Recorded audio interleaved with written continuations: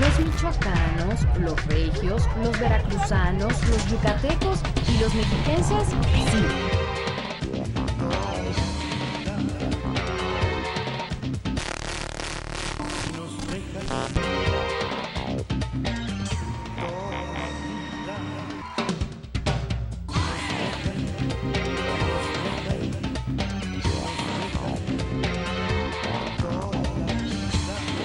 Porque los capitalinos no tenemos nuestra televisión. Si nos dejan, tendremos nuestra televisión.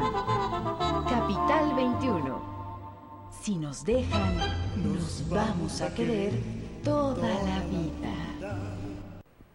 El segundo brote de influenza AH1N1 ya está impactando al Distrito Federal, así lo informó el secretario de Salud local, Armando Agüed.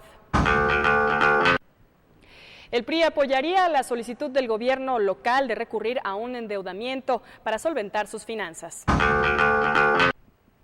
Marcelo Ebrard encabezó la inauguración de la Semana Nacional de la Donación y Trasplante de Órganos y Tejidos. Comenzamos. Desde el corazón de México, para la gran ciudad, Capital 21 transmite su noticiero, Capital en Movimiento.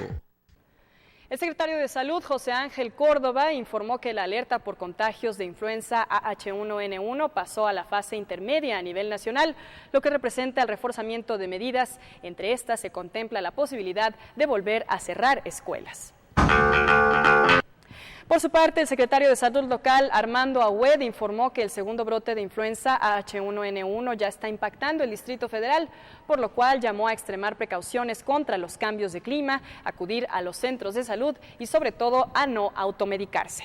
El secretario de Salud local, Armando Agüed, dio a conocer que el segundo rebrote de la influenza AH1N1 o influenza humana ya está afectando al Distrito Federal, por lo que hizo un llamado a la ciudadanía a que ante la presencia de cualquier síntoma no se automedique y acuda a la brevedad posible a alguno de los centros de salud. Ante cualquier signo o síntoma, que les recuerdo, pues la fiebre, la tos seca, dolor de cuerpo, dolor de garganta, en los jóvenes y niños puede haber diarrea, dolor de cabeza, irritación de ojos, escurrimiento nasal. Ante cualquier situación les rogamos que vayan a cualquiera de los 220 centros de salud que tiene la Ciudad de México y que pueden hablar a Locatel 56 58 11 11 y pueden preguntar cuál es el centro de salud más cercano. Les pedimos no automedicarse, se los suplicamos, no se automediquen, acudan con el médico. Recordamos que entre 24 y 48 horas de iniciado los signos y síntomas, si toman el medicamento bien indicado por el médico, pues se van a curar. El funcionario capitalino indicó que el Distrito Federal cerrará escuelas solo en el caso de que se presenten enfermos en 3 diferentes salones de clase y agregó que la capital tiene una reserva de 35,000 antivirales para combatir el virus. Agüed recomendó extremar precauciones con niños y personas de la tercera edad, lavarse las manos constantemente para evitar el 80% de probabilidades de contraer el virus, no tocar ojos, nariz o boca después de usar el transporte público y no acudir al trabajo o escuela en caso de tener una infección respiratoria. Con imágenes de Ernesto Barrón, informó para Capital en Movimiento, V. Cimental. La representante priista en la Cámara de Senadores, María de los Ángeles Moreno, dijo que en caso de que el gobierno local necesite recurrir a un endeudamiento para solventar sus finanzas, su partido apoyaría esta solicitud. La senadora priista María de los Ángeles Moreno aseguró que el Distrito Federal soportaría un déficit de 3% para solventar requerimientos torales como el abasto de agua, el tema de la basura y los deslaves.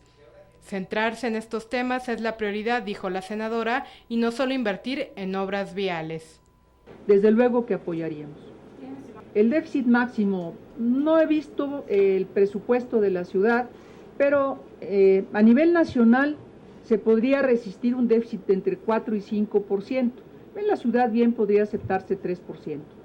Hay que apoyar a la Ciudad de México y hay que destinarle recursos de todo tipo disponibles, pero también hay que exigirle a las autoridades de la Ciudad de México que claramente destinen los recursos a las prioridades de inversión que se señalan.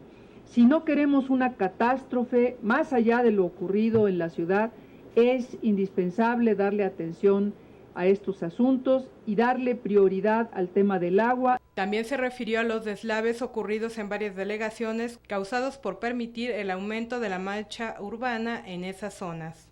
Entre la permisión de invasiones y de construcciones y de áreas que se dan en muchos lados, también en la Ciudad de México, y desde luego las personas que normalmente utilizan esas laderas y le ponen costales para apuntalar, en fin, evidentemente están en una situación muy precaria, siempre de alto riesgo, especialmente cuando hay lluvias torrenciales o cuando hay terremotos o cosas así. Este es un asunto que también tendría que resolverse de fondo y en lo cual tendría que entrar de lleno el gobierno. Con imágenes de Jennifer González, informó para Capital en Movimiento Aida Espinosa. Al inaugurar el cuarto Encuentro Internacional de Empresas Sociales, CONAE 2009, Felipe Calderón demandó todo el apoyo de la sociedad para lograr que el Congreso de la Unión apruebe el paquete económico 2010, pues dijo que este está orientado a combatir la pobreza extrema. Por su parte, los priistas en el Senado, en voz de María de los Ángeles Moreno, rechazaron las amenazas que hicieran los secretarios de Estado acerca de la no aprobación del impuesto disfrazado de 2% generalizado, en las que presumen que se afectarán los rubros de educación y de salud. No sé ni cómo calificarlo eso de que ahora salgan varios secretarios de Estado a decir que sin el 2% no habrá vacunas o sin el 2%... Perdón, ¿de cuándo acá? Pues que destinen a las prioridades lo que sí se recaude y que no nos amenacen con que va a sufrir la salud pública o va a sufrir la educación pública. Eso me parece que es, sí, amenazante, y me parece también que es una intencionalidad de culpar al Congreso de la Unión de lo que no está pudiendo hacer el presidente de la República. En otra información, la Comisión de Derechos Humanos de la Asamblea Legislativa del Distrito Federal acordó que a partir de este jueves 24 iniciarán las entrevistas con los 24 interesados en sustituir a Emilio Álvarez y Casa y que a más tardar el próximo martes 29 de septiembre se elaborará el correspondiente dictamen que designe al nuevo ombudsman capitalino. Por un acumulado de 936 quejas hasta julio, el Estado mexicano deberá comparecer ante la Corte Interamericana de Derechos Humanos por diferentes violaciones de las fuerzas castrenses a los derechos humanos. El Estado mexicano deberá comparecer ante la Corte Interamericana de Derechos Humanos por violaciones a los derechos por parte de militares que se han desplegado en diferentes partes del país como lucha en contra del narcotráfico. Además, por violaciones en contra de mujeres indígenas. En los 3 casos se ha presentado una falta de debida diligencia en la investigación y sanción a los responsables de los hechos, acompañada de la falta de reparación adecuada a la víctima y sus familiares en un contexto agravado por las dificultades que enfrentan los miembros de las comunidades indígenas, en particular las mujeres, para acceder a la justicia. En lo que va de estos meses, es decir, de los primeros 7 meses, la Comisión Nacional de Derechos Humanos ha recibido 934 quejas. Estas cifras nos parecen a nosotros alarmantes. La impartición de justicia para civiles por delitos cometidos por militares debe ser juzgada por ministerios públicos comunes. Así lo refirió Luis Arriaga, director general del Centro PROD. Las víctimas no tienen acceso a un tribunal independiente e imparcial. No es posible seguir permitiendo que los militares se sigan juzgando a sí mismos. Se tiene registro de que solo en el estado de Guerrero existen 10 casos más de violaciones a mujeres por militares. Con imágenes de Joel Arias, informó para Capital del Movimiento, César Cruz.